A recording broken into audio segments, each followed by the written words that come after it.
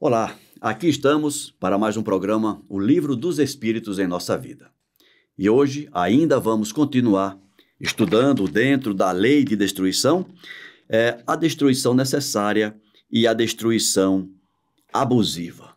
Vamos dar continuidade logo depois da nossa vinheta. Até já. Começa agora o programa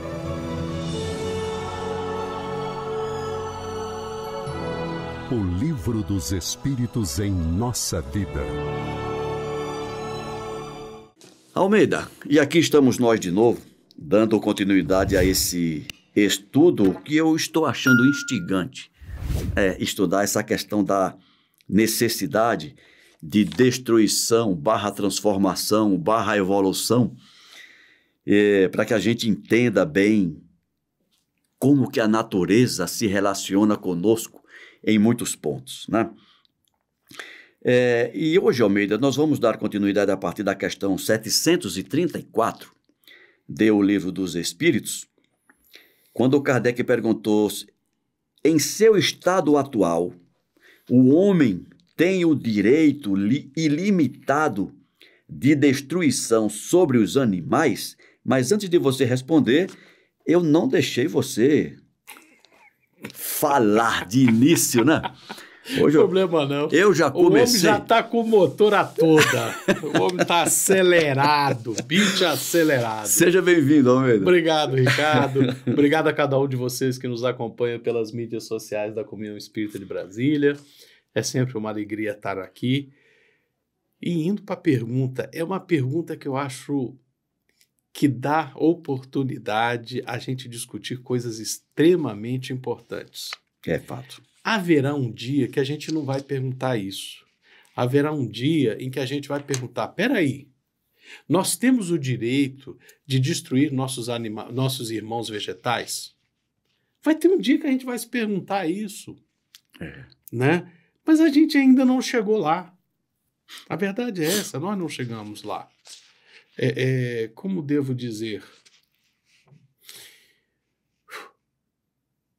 Haverá um momento em que a gente efetivamente vai viver de luz, que a gente vai ser capaz de trocar energia com a espiritualidade superior de uma forma plena, de uma forma harmônica, em que a gente não vai precisar comer. E se você me permite, não só trocar energia com a espiritualidade superior, mas entre nós, Sim. No mesmo nível, uns com os outros, né? De nós para com outros elementos da natureza, sem precisar nos destruirmos uns aos outros. Sem que haja esse vampirismo energético que hoje nós temos em relação aos nossos irmãos que ainda estão na animalidade. Nós vamos chegar lá. Nós vamos avançar. É a vontade de Deus e acabou. A vontade dele vai acontecer. Porque a gente precisa entender também, né, Almeida, que essa frase ela é conhecida de todos, acredito. A natureza não dá saltos. Não. Em a natureza não há saltos. Tudo acontece no momento certo. E neste momento, ainda é certo nós usarmos, para usar um termo que você falou agora, ainda vivermos dessa vampirização, ou canibalização. Né? Nós precisamos que alguém morra para que a gente continue vivendo. É muito triste, mas muito verdadeiro. Ainda e é sobre isso que a pergunta fala, né? O homem tem direito ilimitado de destruição sobre os animais? Ilimitado, não. Ilimitado, não, e nunca tivemos esse direito. Nós não temos o direito de destruir para satisfazer o próprio ego, para satisfazer a própria vontade. Não, nós não temos o direito de matar um animal diversão, por exemplo. Por diversão, do mesmo jeito que a gente não tem o direito de derrubar uma árvore para melhorar essa árvore está atrapalhando minha vista do horizonte. Não, nós não temos. Nós não temos este direito. Agora, para nos alimentarmos, para que garantamos a este corpo material que ainda que não tem a capacidade, eu vou usar uma palavra aqui que é lá do tempo nosso de estudos de ensino médio.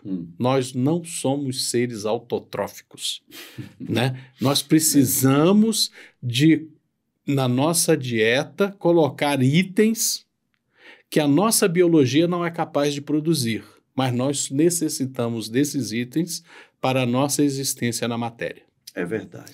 Então, o que eu quero dizer aqui? Nós temos, por força de como as coisas são, o direito de consumir carne animal, por exemplo, com todo respeito aos nossos irmãos veganos, que lutam para avançar nesse capítulo. Mas a verdade é, no planeta Terra atualmente, ainda temos a necessidade de nos alimentarmos dos restos mortais de outros irmãos que ainda estão na animalidade. Então, nós temos a necessidade e, em decorrência dessa necessidade, o ser humano ainda tem o direito de destruir animais. Não de forma ilimitada, mas sim limitado às necessidades da manutenção de seus corpos de forma equilibrada e saudável. E é bom que se diga também, Almeida, que Deus faz tudo certo. Faz. Nós aprendemos na doutrina espírita, apenas relembrando um fato que vai, de certa forma, fazer a gente entender que os nossos irmãos menores, como diz o Emmanuel, eles estão cumprindo um papel, que eles estão cumprindo uma função nesse processo todo. Eu diria mais. Eles estão num estágio de vida em que eles desempenham vários papéis dentro da sua jornada evolutiva. Isso. E uma das tarefas nessa jornada evolutiva, cujo foco principal é o progresso deles, é a evolução deles, e como eles não têm a capacidade cerebral muito desenvolvida, e nós já falamos aqui em programas anteriores, muitos desses seres nem percebem que desencarnaram. É verdade. E eles continuam a vida deles sem perceber. Agora, os restos mortais deles, depois que eles vão embora, tem uma tarefa precípua de nos alimentar. É exatamente isso. Bacana. Então vamos à resposta. Eu vou repetir a pergunta. Em seu estado atual, o homem tem o direito ilimitado de destruição sobre os animais? E a resposta diz: esse direito é regulado pela necessidade de prover a sua nutrição e a sua segurança. O abuso jamais foi um direito. Ponto. O abuso não é direito. A destruição da vida desses seres não é ilimitada. Agora, sim, nós podemos usar os restos mortais deles para nos alimentar, a cobertura do corpo deles para fazer um casaco, sim. Porque senão aquele material ia se deteriorar de qualquer forma. Né? É interessante a gente lembrar isso. É verdade. Questão 735, Almeida. Que pensar da destruição que ultrapassa os limites das necessidades e da segurança? Da caça, por exemplo, quando não tem por objetivo senão o prazer de destruir sem utilidade. Falamos disso agora há pouco, né? Mas podemos falar agora com mais vagar. Nós vamos destruir a vida de um animal, bel prazer, apenas para exercitar o tiro, apenas para matar pelo prazer de matar. É aquela coisa, você quer fazer exercício de tiro? Vai num estande, pega um alvo móvel, vai fazer um tiro ao pato, que é aquele... Tiro ao prato, que é aquele prato de barro que é jogado ao ar. Vai brincar lá de tiro ao alvo com aquilo. Agora, seres vivos, não. Né? E, caramba, e por que é errado? Ora, pois, o que é isso senão um exercício de vaidade? Um exercício ególatra, que só atende às necessidades mais mesquinhas, mais individualistas do próprio ego. São coisas primitivas, são coisas muito mais próximas da nossa animalidade do que a nossa espiritualidade maior, né? Então é um exercício, eu acho que até usa aqui a palavra bestialidade, né? Então, quando alguém vai para um habitat qualquer para destruir a vida alheia, pelo prazer de destruir a vida alheia, é um exercício bestial, é a besta dentro de nós, é o animal dentro de nós que tomou a frente. Não é algo nem um pouco digno. Concordo, Almeida. E a resposta vai dizer isso. Predominância da bestialidade sobre a natureza espiritual. E isso, Almeida, diga-se de passagem, essa bestialidade, muitas vezes, ela é revestida ou transvestida ou travestida de uma certa nobreza, de uma certa aparência de intelectualidade ou de refinamento. De refinamento, né? E a gente sabe que os trajes exteriores não transformam a bestialidade que está no ser, que está praticando aquele ato vil. Não é isso? Com certeza, é isso aí.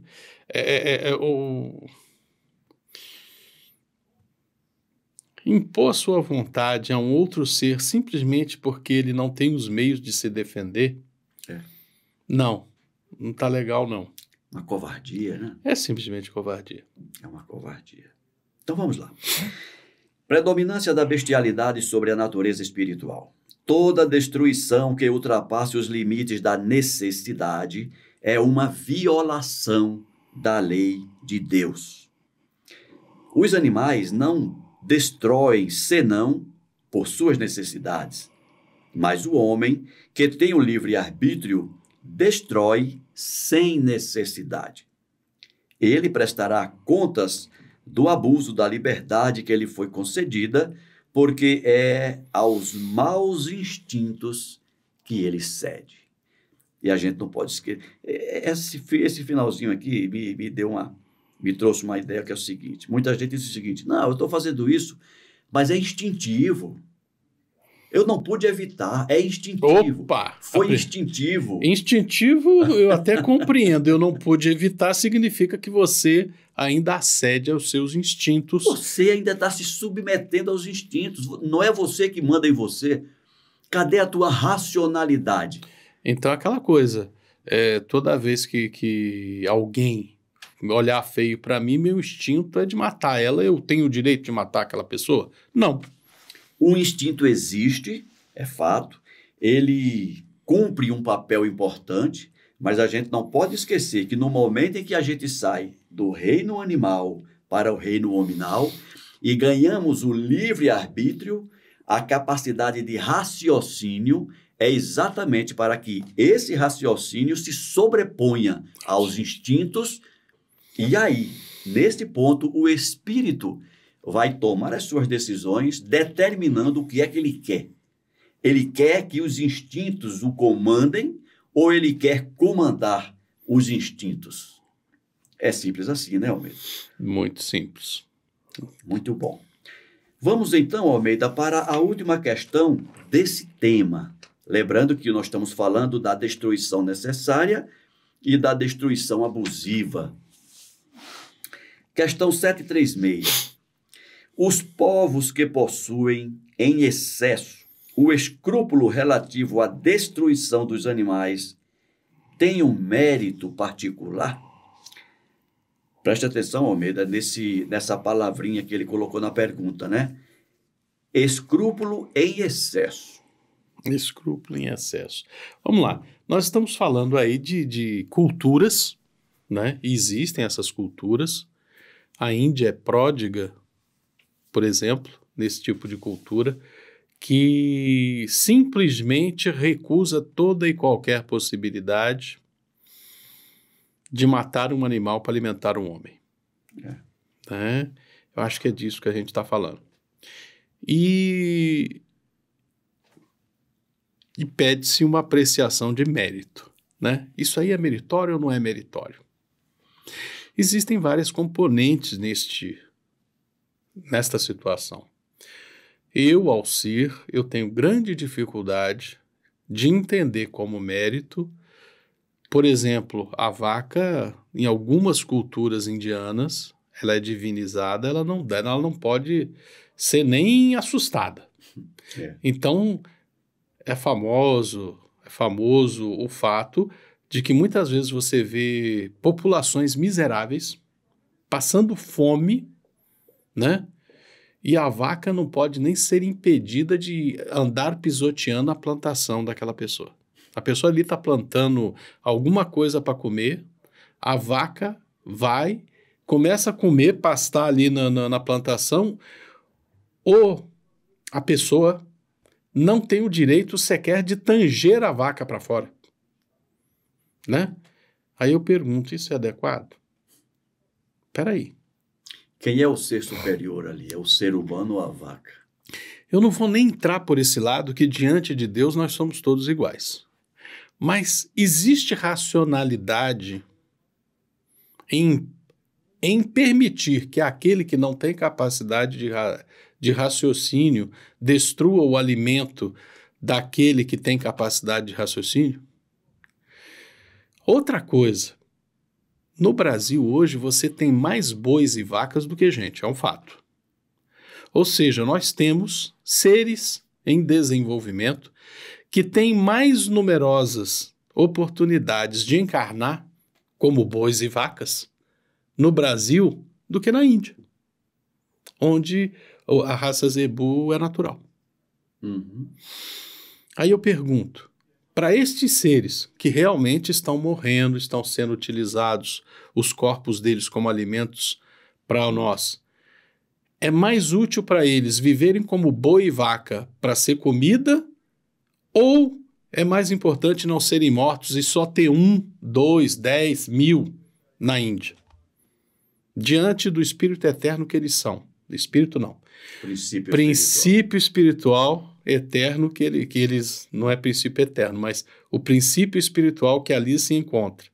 É mais importante ter várias oportunidades de existir na carne, ou é mais importante nunca ter o seu corpo utilizado como comida?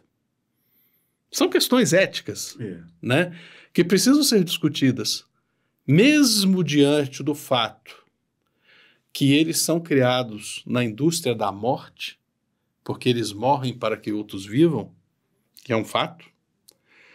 Eu acredito que eles têm mais oportunidades de evoluir, de progredir enquanto seres eternos que são, do que não poder encarnar por falta de reprodução de bois e vacas, de touros e vacas, né?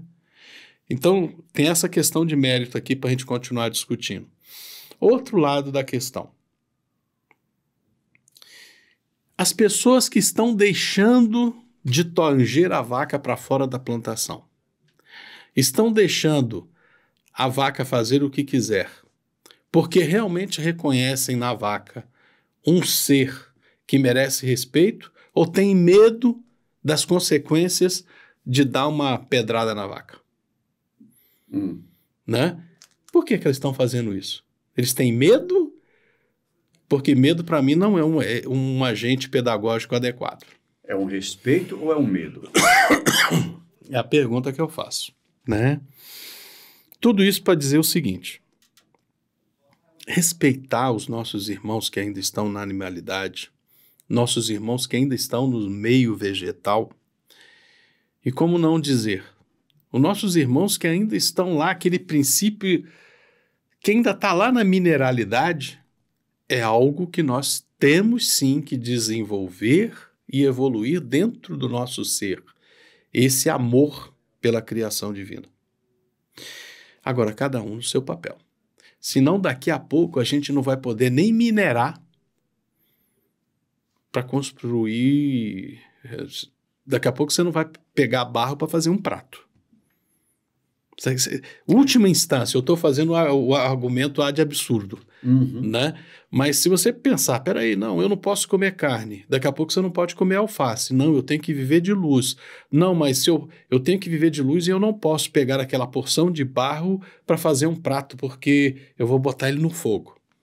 Vou queimar o meu irmão barro. Né? Eu não estou dizendo para a gente desrespeitar, não é nada disso. Como diria o nosso irmão Francisco de Assis, irmão Sol, irmã Lua. Ele desenvolveu nele essa capacidade incrível de amar a tudo na criação. Né? Irmão Lobo, irmão Cobra, perfeito. Mas não vamos nos apegar a fanatismos. Nem a natureza, como você disse muito bem, não há saltos.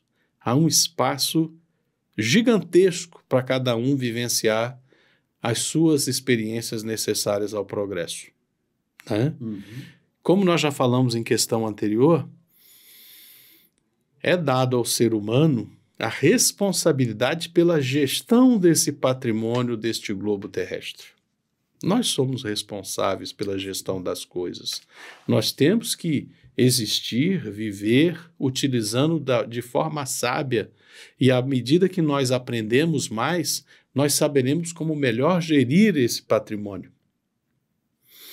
Mas, com tranquilidade, nós chegaremos ao ponto de viver de luz, com a espiritualidade superior e entre nós, como você lembrou há pouco. Mas, com tranquilidade, a gente vai dar os nossos passos. Ainda podemos, sim, comer o nosso bifinho. Ainda nos é dado comer esse bifinho. Ainda nos é dado comer um ovinho, com todo respeito aos nossos irmãos veganos que pensam diferente. E o que eu penso daquelas culturas que endeusam a vaca? Não, eles têm medo de serem condenados, de sofrerem, de serem lançados ao inferno, porque não tangeram a vaca para fora da plantação. Então, nisso não há mérito, há medo.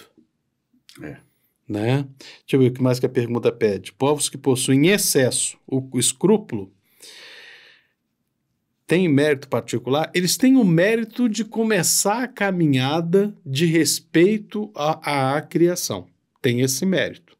Mas é um sentimento que tem muito mais medo do que racionalidade. Entendi. É a minha opinião pessoal até. Eu acho que não foge muito disso, Almeida, porque, como nós já falamos, acho que no programa anterior,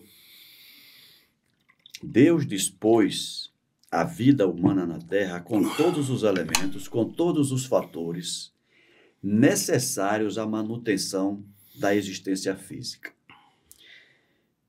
Nós já falamos também que toda a criação divina, desde o princípio espiritual até ele galgar a condição de espírito humano, em cada momento, quer seja no reino mineral, no vegetal, no animal, ele cumpre um papel.